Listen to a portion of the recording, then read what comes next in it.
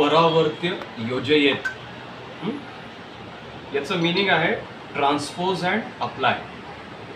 म्हणजे कितीही मोठी संख्या असेल आणि डिवायझर आपला बेसच्या जवळ असेल तर आपण या परावर्त्य योजयेत मेथडचा आपण वापर करतो. याच्यामध्ये आपण काय बघतो की नंबर दिलेला आहे 1014.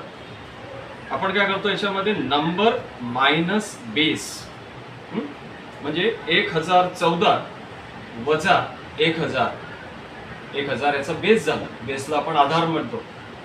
आणि हे आपण जर केलं तर आपलं उत्तर येतं 014. बघा 3 डिजिट्स 014. याला आपण ट्रान्सपोज करतो. ट्रान्सपोज करतो म्हणजे याचं चिन्ह आपण बदलतो. वैदिक मॅथ्सचं एक खूप चांगलं सूत्र आहे. ट्रान्सपोज केल्यानंतर आपल्याला काय मिळतं,